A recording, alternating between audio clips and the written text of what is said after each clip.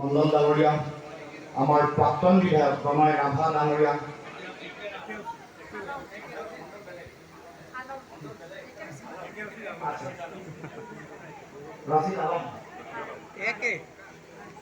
প্ৰণয় ৰাভা ডাঙৰীয়া, দেৱেন দৈমাৰী ডাঙৰীয়া, আমাৰ অতি শ্ৰদ্ধাৰ চিকিৎসক, আমাৰ অতি সামাজিকভাৱে সক্ৰিয় ডক্টৰ নৱনীল বৰুৱা ডাঙৰীয়া, ৰাইজৰ দলৰ সাধাৰণ সম্পাদক ৰাছেল হুছেইন ডাঙৰীয়া, আমাৰ অসম জাতীয় পৰিষদৰ উপসভাপতি ইমৰান হুছেইন ডাঙৰীয়া, আমাৰ চৰাইদেউ পাৰিছে উৎপল গগৈ ডাঙৰীয়া, চৰাইদেউ জিলা কংগ্ৰেছৰ সভাপতি, আৰু আমাৰ তিনিচুকীয়া জিলা কংগ্ৰেছৰ ভাৰপ্ৰাপ্ত সভাপতি জয়ন্ত কলিতা ডাঙৰীয়াকে প্ৰমুখ কৰি কংগ্ৰেছ দলৰ সকলো পৰ্যায়ৰ নেতাসকল, ৰাজ্যিক স্তৰৰ, জিলা পৰ্যায়, সমষ্টি পৰ্যায়, ব্লক পৰ্যায়ৰ সন্মানীয় আমাৰ নেতাসকল, বিষয়ববীয়া কৰ্মকৰ্তাসকল, আমাৰ বিৰোধী পক্ষ মঞ্চৰ প্ৰতিটো ৰাজনৈতিক দল, ৰাইজৰ দল, CPI, CPM, CPIML, NCP, all party hills leaders confederation, RJD, সকলো দলৰ সন্মানীয় অসম জাতীয় পৰিষদ, সকলো দলৰ সন্মানীয় নেতাসকল, বিষয়ববীয়া কৰ্মকৰ্তাসকল, উপস্থিত এই দুধনৈ অঞ্চল তথা বৃহত্তৰ গোৱালপাৰাৰ বিভিন্ন প্ৰান্তৰ পৰা আহি সমবেত হোৱা আমাৰ অতি শ্ৰদ্ধাৰ জ্যেষ্ঠ ব্যক্তিসকল, সন্মানীয় আই মাতৃ, আমাৰ যুৱ বন্ধুসকল, বিভিন্ন অনুষ্ঠান প্ৰতিষ্ঠান দল সংগঠনৰ সন্মানীয় বিষয়ববীয়া কৰ্মকৰ্তাসকল, অতি শ্ৰদ্ধাৰ সাংবাদিক বন্ধুসকল, উপস্থিত শ্ৰদ্ধাৰ ৰাইজ, মই সকলোলৈকে মোৰ তৰফৰ পৰা শ্ৰদ্ধা জ্ঞাপন কৰিছোঁ। দেৰিকে হ'লেও সকলোকে বিহুৰ ওলগ জনাইছোঁ।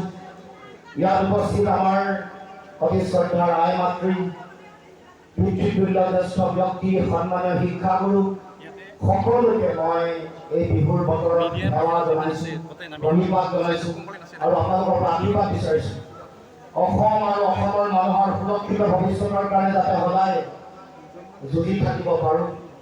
আমাৰ মাটি ভেটি, আমাৰ ভাষা, কৃষ্টি, সংস্কৃতি, আমাৰ অধিকাৰ, আমাৰ জাতি জনগোষ্ঠীৰ সম অধিকাৰৰ কাৰণে যাতে এগৰাকী জাতীয় সৈনিক হিচাপে সদায় কাম কৰি থাকিব পাৰোঁ, যুঁজি থাকিব পাৰোঁ, তাৰ কাৰণে সকলোৰে আশীৰ্বাদ মই প্ৰথমে কামনা কৰিছোঁ। এতিয়া 2024 চনৰ লোকসভা নিৰ্বাচনৰ বতৰ, অসমত দুটা স্তৰ, দুটা পৰ্যায় শেষ হ'ল, দুটা ফেজ ইতিমধ্যে শেষ হৈছে। ইতিমধ্যে গৌৰৱ গগৈ ডাঙৰীয়াই কৈছে যে এইবাৰ ৰাইজৰ জনতাৰ যি চুনামি, এই চুনামিত আমাৰ বিজেপি টচ মাছ হোৱা এটা পৰিৱেশ সৃষ্টি হৈছে। যোৰহাট, ডিব্ৰুগড়, আজি নগাঁও, কৰিমগঞ্জ, এইবোৰ ঠাইত ৰাইজৰ যি জনসমুদ্ৰ দেখিছে, জনতাৰ যি চুনামি দেখিছে, এই চুনামি এইবাৰ বিজেপি এখন হিলি গৈছে, বিজেপি টচ মাছ হোৱা পৰিৱেশ আমি সকলোৱে দেখিছোঁ। গতিকে তৃতীয় পৰ্যায়ৰ নিৰ্বাচনৰ প্ৰচাৰলৈ আহিছোঁ। মোৰ দৃঢ় বিশ্বাস গুৱাহাটী লোকসভাৰ ৰাইজেও এগৰাকী উপযুক্ত প্ৰাৰ্থীক দিল্লীলৈ পঠিয়াব। আমি সকলোৱে জানো মীৰা বৰঠাকুৰ গোস্বামী ডাঙৰীয়াই নিৰ্বাচনৰ এই ৰাজনৈতিক গম্ভীৰ পৰিসৰৰ মাজত থকাৰ মাজতে উপৰিও নিজৰ এটা সুকীয়া পৰিচয় আছে। বহু দিনৰ পৰা অসমৰ বিভিন্ন ধৰণৰ বিষয়, জাতীয় প্ৰশ্ন আজিও অমীমাংসিত হৈ আছে। যিবোৰ মানুহৰ মৌলিক সমস্যা, আমাৰ নাৰীসকলৰ যি সমস্যা আছে, এই সমস্যাসমূহক লৈ সৰব ভূমিকা পালন কৰি আহিছে। গতিকে আমি উপযুক্ত প্ৰাৰ্থীক আমি দিল্লীলৈ পঠাব লাগিব। আমি অন্তৰদিনে আমি নিমাত সুকন্যা পঠাই আমি দায়িত্ব সামৰিছোঁ। আমাৰ ৰাইজে কিছুমান প্ৰাৰ্থী, কিছুমান ব্যক্তিক দিল্লীলৈ প্ৰেৰণ কৰিছে। সেই সকল ব্যক্তিয়ে 5টা বছৰত 2টা, 3টা বা 4টা প্ৰশ্ন কৰিবলৈ সমৰ্থ হোৱা নাই, বা এটাও প্ৰশ্ন অসমৰ হকে, অসমৰ মানুহৰ হকে, অসমীয়া জাতিসত্তাৰ হকে, আমাৰ ভাষাৰ কৃষ্টি সংস্কৃতি, আমাৰ অধিকাৰৰ হকে এটাও প্ৰশ্ন উত্থাপন কৰিবলৈ সক্ষম হোৱা নাই।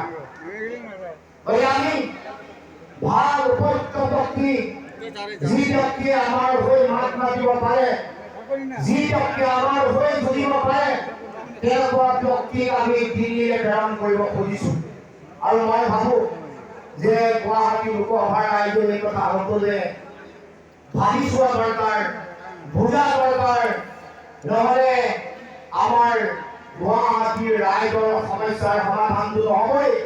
আৰু আমাৰ যিটো সমস্যা আছে, মূল সমস্যা আছে, ইয়াৰ আমাৰ স্বায়ত্তশাসিত পৰিষদৰ যি ধৰণৰ পৰিৱেশ পৰিস্থিতি চলি আছে, যেনেকুৱা ধৰণৰ চিণ্ডিকেট চলাই ৰাখিছে, এইবোৰৰ বিৰুদ্ধে মাত মতা মানুহ সংসদৰ মজিয়াত নাথাকিব।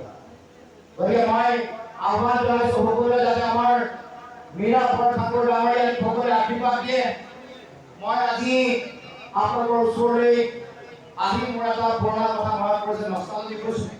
এইখন দুধনৈৰ খেলপথাৰ, য'ত 2015 চনত 16খন ছাত্ৰ সন্থাৰ কেন্দ্ৰীয় সমিতিৰ অধিৱেশন হৈছিল।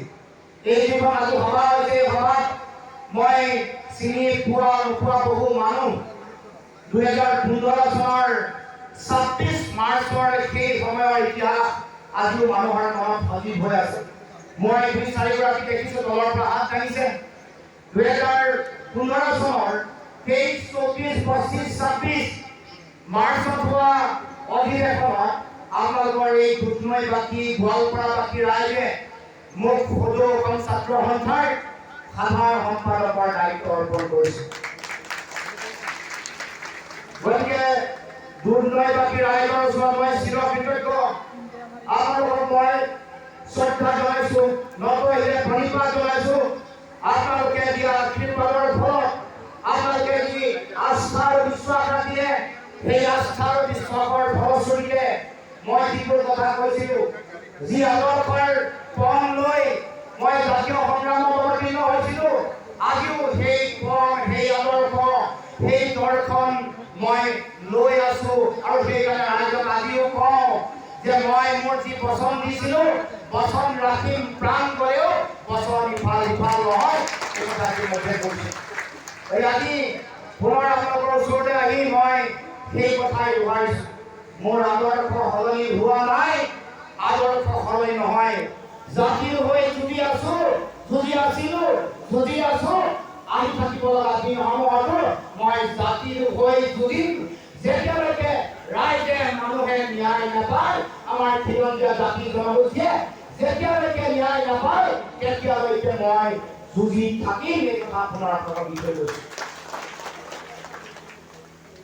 এই বিজেপি দলটো অতি সাম্প্ৰদায়িক দল, মিছা কথা কোৱা দল, ঠগ প্ৰবঞ্চনা কৰা দল, অসমৰ মানুহক জাতিটোক আটাইতকৈ অন্যায় কৰি জাতীয় জীৱনৰ পৰা আটাইতকৈ অক্ষমনীয় অপৰাধ কৰা এটা দল। গতিকে এই দলটোক আমি সকলোৱে শান্তিপূৰ্ণভাৱে উত্তৰ দিব লাগিব, সকলোৱে প্ৰতিশোধ ল'ব লাগিব। ইতিমধ্যে নৱনীল বৰুৱা ডাঙৰীয়াই কৈছে যে এইবাৰ যুঁজখন বিজেপিৰ প্ৰাৰ্থীগৰাকীৰ লগত মীৰা বৰঠাকুৰ ডাঙৰীয়ানীৰ পোনপটীয়া যুদ্ধ নহয়। এই যুদ্ধখন দুটা আদৰ্শৰ যুদ্ধ। এটা আদৰ্শ বিজেপি দলে কঢ়িয়াই লৈ ফুৰে, সেই আদৰ্শটো হ'ল সাম্প্ৰদায়িকতাৰ আদৰ্শ, ঘৃণাৰ আদৰ্শ, সংকীৰ্ণতাৰ আদৰ্শ, ভেদাভেদৰ আদৰ্শ, মানুহৰ মাজত ভাগ ভাগ কৰি বিভাজন কৰি ৰাজনৈতিক বৈতৰণিক পাল হোৱাৰ এটা নিজ আদৰ্শ। যি আদৰ্শই শংকৰ আদমৰ আদৰ্শক নাইকিয়া কৰে।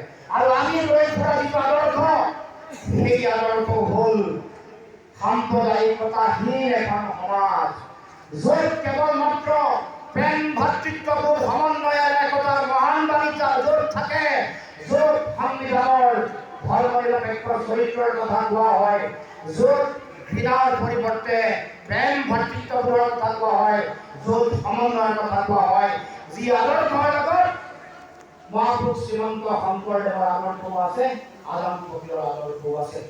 গতিকে আমি সেই আদৰ্শলৈ কঢ়িয়াই ফুৰিছোঁ।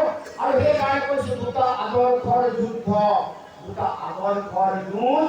আৰু এই যুদ্ধখনত বিজেপি সাম্প্ৰদায়িক শক্তি তেওঁলোকৰ প্ৰাৰ্থীগৰাকীৰ লগত এই যুদ্ধত মীৰা বৰঠাকুৰ, নলিনীবালা গগৈ, গৌৰৱ গগৈ আমি অৱতীৰ্ণ হোৱা নাই। এই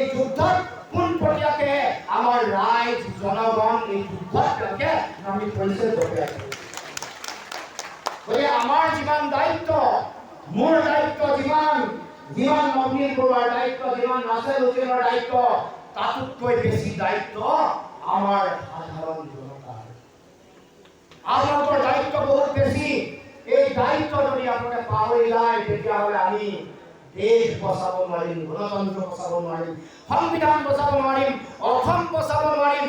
আমাৰ খিলঞ্জীয়া জাতি জনগোষ্ঠী ভূমিপুত্ৰ থলকিৰি অসমীয়া মানুহৰ ৰাজনৈতিক সামাজিক ভৱিষ্যত আমি সুৰক্ষিত কৰিব নোৱাৰিম। নাই, আমি সুৰক্ষিত কৰিব নোৱাৰিম। গতিকে আজি আপোনালোকৰ ওচৰলৈ এইকাৰণে আহিছোঁ, মই কেৱল মাত্ৰ ভোট বিচাৰি অহা নাই, মই কেৱল মাত্ৰ নিৰাপদ থাকলৈ ভোট ভিক্ষা কৰিবলৈ অহা নাই, মই আপোনালোকক দায়িত্ব দিবলৈ আহিছোঁ। আপোনালোকে ভোট দিবই, মই জানো। ইয়াত যিসকল আছে প্ৰত্যেকেই ভোট দিব। এইটোৱে আপোনালোকৰ দায়িত্ব শেষ নহয়। আপোনালোকৰ প্ৰথম দায়িত্ব যিটো, সেই দায়িত্ব এতিয়াৰ পৰা আৰম্ভ হ'বহে। অহা 10টা দিনত ইয়াত উপস্থিত থকা যিসকল ব্যক্তি আছে, তেওঁলোকৰ প্ৰতি মোৰ বিনম্ৰ আহ্বান যে আপোনালোক নিজৰ ভোটটো দিয়াৰ লগে লগে নিজৰ পৰিয়ালৰ সকলো ভোট আপোনাৰ ফাইনেল কৰিব লাগিব আজি ৰাতিটোৰ ভিতৰত। আৰু এক সপ্তাহৰ ভিতৰত আপোনালোকৰ নিজৰ বংশ পৰিয়াল, মিতিৰ কুটুম, যিমান চাহ চিনাকি আছে, যিমান বন্ধু আছে, তেওঁলোকৰ ভোট আপোনালোকে চূড়ান্ত কৰিব লাগিব। আৰু লাষ্ট 3টা দিনত আপোনালোকে বুজাই দিব লাগিব যে দুধনৈত, গোৱালপাৰা আৰু গুৱাহাটীত ৰাইজৰ জনতাৰ চুনামী ধুমুহা আৰম্ভ হৈ গৈছে। যি চুনামী আৰু ধুমুহা বিজেপি তত নাপাব, টচ টচ হৈ পদুমীয়াৰ পৰা পৰি যাব। গতিকে ৰাইজক মই আহ্বান জনাইছোঁ, আপোনালোকে সকলোৱে আজিৰ পৰা ঘৰলৈ যোৱাৰ লগে লগে আজি নিশা আপোনালোকৰ কাম আৰম্ভ হৈ গ'ল। আপোনালোকৰ পৰিয়ালক প্ৰথম বুজাব লাগিব কিয় বিজেপিক অসমৰ মাটিৰ পৰা উৎখাত কৰিব লাগে। আজি বুজাব লাগিব কিয় আমাক মিছা মতাকৈ প্ৰলোভন দি ঠগ প্ৰবঞ্চনা কৰি 2 নম্বৰী অৰুণোদয় ফৰ্ম বিলাই আমাক ভোট ল'বলৈ অহা এই বিজেপি দলটোক আমি উৎখাত কৰিব লাগিব। এই কথা প্ৰথম বুজাব লাগিব। আৰু তাৰ লগে লগে আপোনালোকৰ যি দায়িত্ব, অকল ঘৰৰ মাজত সীমাবদ্ধ কৰি ৰাখিলে নহ'ব। ওলাই আহিব লাগিব সকলোৱে। ওলাই আহি ঘৰে ঘৰে গৈ কংগ্ৰেছ দলৰ কৰ্মকৰ্তা, ৰাইজৰ দলৰ কৰ্মকৰ্তা, জাতীয় পৰিষদৰ কৰ্মকৰ্তা, বাওঁপন্থী সকলো পলিটিকেল পাৰ্টিৰ কৰ্মকৰ্তাই এই কাম কৰিব নোৱাৰে। এই কাম কৰিবলৈ হ'লে ৰাইজ ওলাই আহিব লাগিব। যিসকল আমাৰ মহিলা দেখিছোঁ, আপোনালোক ওলাই গৈ ঘৰে ঘৰে, দুৱাৰে দুৱাৰে ৰাইজক বুজাব লাগিব, কৈ দিব লাগিব যে আহক ৰাইজ ওলাই আহক, আমি একেলগে এই বিজেপিক আমি বিনাশ কৰোঁ, বিজেপিক আমি পৰাভূত কৰোঁ। গতিকে ৰাইজক এই দায়িত্ব মই দিব খুজিছোঁ। ৰাইজে অকণমান ভালকৈ শুনক। এই কাম যদি নকৰে, না নিজক বচাব পাৰিব, না পৰিয়াল বচাব পাৰিব। আমাৰ মুছলমান ভাই ভনীসকল আছে, আপোনালোকে ভাল ভুক্তভোগী, আপোনালোকে জানে যে কেনেকৈ মুছলমানসকলক কথাই কথাই অপমান কৰা হৈছে, কেনেকৈ মুছলমানসকলক অন্যায় কৰা হৈছে। অকল মুছলমানসকলকে নহয়, মুছলমানসকলে নাভাবিব যে বিজেপি কেৱল মাত্ৰ মুছলমানৰ শত্ৰু। আমাৰ জনজাতীয় যিসকল ল'ৰা আছে, তেওঁলোকে ভালকৈ জানে কেনেকৈ এই ৰাভা অসম অট'নমাছ কাউন্সিলত কেনেকৈ হিমন্ত বিশ্ব শৰ্মা এজন চৰ্দাৰ পাতি সকলো চিণ্ডিকেটৰ দায়িত্ব দিছে। বালিৰ চিণ্ডিকেটৰ দায়িত্ব দিছে, শিলৰ চিণ্ডিকেটৰ দায়িত্ব দিছে,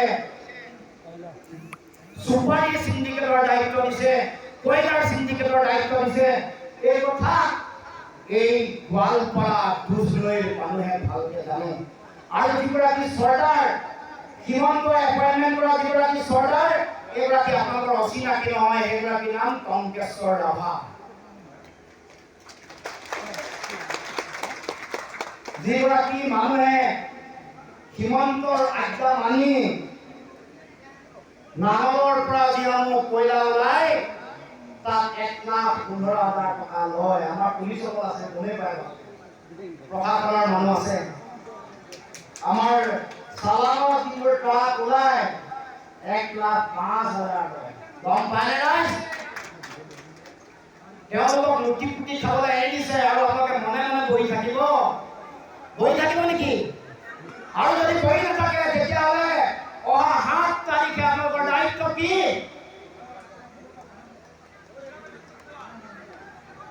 আৰে সকলোৱে হাত ভাঙিবলৈ ইমান বেয়া পাই থাকিলা অৰুণোদয় আঁচনি ভয়ত অহা নাই। অহা 7 তাৰিখে দলে বলে ওলাই হাতৰ চিনত ভোট দিব লাগিব ৰাইজ। হাতৰ চিনত ভোট দিব লাগিব। আৰু সিন্ডিকেটৰ তালিকা কৰি সুপাৰীৰ নামত 9 লাখ টকা লয়। সিন্ডিকেট একদম লগাই দিছে। বালিৰ নামত লগাই দিয়ে সিন্ডিকেট। চালান দিয়ে 10 দিছে না। আৰু বালি কৈ যায় 40 পৰা 50 চিচি। আৰু এখন চালানে দিনটো যিমান বাৰ পাৰে সিমান টানি থাকে। হয়নে নহয়? মিছা কৈছো। হয় নহয়? আৰু যদি হয় তেতিয়াহ'লে আমাৰ সকলোৰে দায়িত্ব অহা 7 তাৰিখে এটা সিদ্ধান্ত লোৱা। সিদ্ধান্তটো সঠিক হ'ব লাগিব, শুদ্ধ হ'ব লাগিব আৰু শক্তিশালী হ'ব লাগিব, যাতে বিজেপিয়ে গম পায় যে ৰাইজৰ শক্তি কিমান, গণতন্ত্ৰত ৰাইজেই ৰজা, এই কথা বিজেপিয়ে গম পাব লাগিব। আৰু আমি কথা দিছোঁ গৌৰৱ গগৈ ডাঙৰীয়াক মই কৈছোঁ, ৰাহুল গান্ধী প্ৰধানমন্ত্ৰী হৈ আছে। আমি আমাৰ ৰাভা আছাম যি স্বায়ত্ত আকিলত পৰিষদ আছে আজিও 6 শিডিউল হোৱা নাই। আমাৰ প্ৰধানমন্ত্ৰী ৰাহুল গান্ধী ডাঙৰীয়া হ'লে মই কথা দিছোঁ, লুৰিণ গগৈ কথা দিছে, মোক যদি সাংসদ কৰি পঠায় এই ৰাভা আছাম স্বায়ত্ত আকিলত পৰিষদ 6 শিডিউলৰ অন্তৰ্গত হ'ব লাগে। এই দাবী লুৰিণ গগৈ কৰিব। ৰাহুল গান্ধী কম পোনপটীয়াকৈ কম যে গান্ধী ডাঙৰীয়া আমাৰ ৰাভা আছাম মানুহৰ তেওঁলোকৰ যিটো মৰ্ম বেদনা উপলব্ধি কৰক আৰু 6 শিডিউল এই যিখন টাউনশ্বিপ স্বায়ত্ত আকিলত পৰিষদখন 6 শিডিউলৰ অন্তৰ্গত কৰক। আমাৰ বড়ো ভাইসকল আছে, তেওঁলোককো মই আশ্বাস দি থৈ গৈছোঁ, ৰাইজৰ আশীৰ্বাদত, ভগৱানৰ আশীৰ্বাদত যদি সাংসদ হোৱাৰ সুযোগ পাওঁ, ৰাহুল গান্ধী প্ৰধানমন্ত্ৰী হ'লে এই দায়িত্বটো মোৰ থাকিব যে BTR 6 শিডিউল এৰিয়া হয়, কিন্তু 6 শিডিউলৰ সম্পূৰ্ণ অধিকাৰ আজিও পোৱা নাই। মোৰ দায়িত্ব থাকিব যে BTR 6 শিডিউলৰ সম্পূৰ্ণ ক্ষমতা অধিকাৰ যাতে বড়ো ৰাইজে পায়, সেই দাবী মই উত্থাপন কৰিম। গতিকে ৰাইজ, আপোনালোকক দীঘলীয়া কথা নকওঁ, আৰু এখন সভা আছে। এটা কথা কৈ যাব খুজিছোঁ, এতিয়া মূল্যবৃদ্ধিয়ে কোঙা কৰিছে আমাৰ ৰাইজক। দাম যে বাঢ়িছে, আমাৰ ৰাইজ এতিয়া সৰ্বশ্ৰান্ত। ডক্টৰ নৱনীত বৰুৱা ডাঙৰীয়াই ক'লে যে দৰৱৰ দাম কেনেকৈ বুঢ়া হৈ বাঢ়িছে। এই নিৰ্বাচনৰ 2মান দিনৰ আগত আমাৰ জীৱনদায়িনী ঔষধৰ দাম বঢ়ালে, হয় নহয়? জীৱনদায়িনী ঔষধ মানে কি গম পাইছেনে? এই মূৰ বিষৰ দৰৱ, কাহৰ দৰৱ, জ্বৰৰ দৰৱ। মই কাৰোবাক কৈছিলোঁ, বিজেপি এবাৰ আমাৰ নিৰ্বাচনৰ আগত উপহাৰ দিছে, তোফা দিছে। জীৱনদায়িনী ঔষধত দাম বঢ়াই দিছে। আৰু আপোনালোকে গম পায় নাপায় যে লাইটৰ বিল কিমান বাঢ়িলে? কিমান বাঢ়িছে? কেইবাৰ বাঢ়িছে? খবৰ ৰাখিছেনে? 7.5 বছৰ চৰকাৰে চলাইছে, সোণোৱাল আৰু শৰ্মা দুজন মিলি। 7.5 বছৰত 9 বাৰ লাইটৰ বিল বঢ়াইছে। 9 বাৰ বঢ়াইছে। 7.5 বছৰ চৰকাৰ চলালে, মাটিৰ খাজানা কেইগুণ বাঢ়িলে গম পায়নে ৰাইজ? গম নাপায় নহয়? 5 গুণ বঢ়াইছে মাটিৰ খাজানা। গৌৰৱ গগৈ ডাঙৰীয়াই কৈছে 3 টকীয়া নিমখ কিমান হ'ল? 30 টকা হৈছিল না? গেছৰ চিলিণ্ডাৰৰ দাম কিমান আছিলে? 410। এতিয়া কিমান হ'ল? 1152। আৰু দুধনৈতো 1200 ভিতৰ অঞ্চলত হ'ব লাগে, হয় নাই? 1200 নহয়, বাইদেউ কৈছে 1200 মানুহ গম পায়। 1200 টকাত এতিয়া চিলিণ্ডাৰ কিনিব লাগে। দাইলৰ দাম কিমান আছিল? বিজেপি চৰকাৰ অহাৰ আগত মেহেংগাই কমাম বুলি কৈ আছিল। মেহেংগাই কমাম বুলি কৈতো চৰকাৰ কৰিলে মোদীয়ে। 48 টকা আছিল দাইলৰ দাম, মচুৰ দাইলৰ দাম। এতিয়া 110 নে 120 115 সেঞ্চুৰী পাৰ কৰিলে মিঠাতেলৰ দাম 110 আছে 200 টকা ডাবল সেঞ্চুৰী মই এটা কওঁ যে আমাৰ মানে দাম বহুৱাত আমাৰ ফুলৱাল আৰু হিমন্ত বিশ্ব শৰ্মা আমাৰ বিৰাট কোহলি আৰু ৰোহিত শৰ্মাকে আগত সেঞ্চুৰী মাৰিয়ে থাকে ডাইলৰ লগত সেঞ্চুৰী মাৰে মিঠাতেলৰ লগত ডাবল সেঞ্চুৰী মাৰে গম পাইছেনে দাম বহুৱাত আমাৰ একদম বৰ অতি শক্তিশালী বেটছমেন একদম ৰোহিত শৰ্মা আৰু বিৰাট কোহলি আমাৰ ফুলৱাল আৰু শৰ্মা আৰু নিজৰ ঘৰৰ মাটি বাৰীত এইটো মানে কব্জা দি লোৱাটো আৰু হ'বই নালাগে 18 বছৰত ল'ৰা 15টা কোম্পানী মালিক বনাই দিছে আৰু আমাৰ মনে বহি আছে আমাৰ বসুন্ধৰা আঁচনিৰ নামত আমাৰ গাঁৱৰ ৰাইজে মাটি ম্যাদী কৰিব নোৱাৰে কিন্তু নিজৰ পত্নীক হাজাৰ হাজাৰ বিঘাৰ মাটিৰ মালিক বনাইছে বাহ কি ৰজা আপোনালোকৰ কি ৰজা বনাইছে ৰে আৰু এতিয়া আমাৰ মাইনৰিটি অঞ্চলৰ মত গৈ গৈছে যে বসুন্ধৰা আঁচনিৰ অধীনত মই মাটি দি আছো আপোনালোকক আৰু এই কথা যদি ভুল যায় ৰাইজ তেতিয়া আহি থাকিব লগা দিনসমূহত আপোনালোকৰ মাটি ভেটি উচ্ছেদ কৰিব মুছলমান চাই উচ্ছেদ কৰিছে অকল মুছলমানেই নহয় আমাৰ সোণোৱালসকল আছিলে আমাৰ ডিব্ৰুগড় জিলাৰ তিনিচুকীয়া তেওঁলোকৰ মাটি উচ্ছেদ কৰিছে সোণোৱালসকলৰ মাটি জয়পুৰত নাওবৰীয়া সমষ্টিৰ মাটি উচ্ছেদ ৰাতি জেচিবি লগাই দিয়ে ম্যাদী মাটিটো তেওঁলোকে উচ্ছেদ কৰিব কিবা অমৃত বৃক্ষত একো লগাই দিছে পইচা পালে নাই ৰাইজক সুধিছে অমৃত বৃক্ষৰ পইচা পালে নাই চেল্ফি মাৰি দিছে না পালে নে নাই পোৱা আৰে আপোনালোক কম মানুহ নহয় সব কাম ধাৰত কৰে ন যোৱাবাৰ 21 চনৰ নিৰ্বাচনত আপোনালোকে ধাৰত ভোট দি দিছে বাকী ভোট যেতিয়া দিব কেলে বন্ধন গোটৰ ঋণ ৰেহাই দিম বুলি কৈছে পালে নেকি এই মাইক্ৰ ফাইনেন্সৰ ঋণ ৰেহাই দিম বুলি কৈছে পালে নাই আৰে নাই পোৱা নাপাবই বাকী ভোট দিছে বাকী মানে বাকী ভোট দিলে ক'ত ভোট দিব আপোনালোকক ক'ত চাব আৰু এইবাৰ কিন্তু বাকী ভোট নিদিব আমি উজনি ৰাইজক কৈ দিছোঁ গৌৰৱ ডাঙৰীয়া জেগাটো কৈছে বাকীত কাম নচলিব এবাৰ নগদ দিয়া দি কাৰোবাৰ লকডাউনত দি বুলি কয় উজনি নগদ দিবা তাৰপিছত ভাবিম দিবা অৰুণোদয় ফৰ্ম টুকি ফৰ্ম বুলি চবে গম পালে অৰুণোদয় ফৰ্ম যিখন দিছে এখন 2 নম্বৰী ফৰ্ম বুলি গম পাইছে নাই আপোনালোকে পাইছেনে সঁচাকে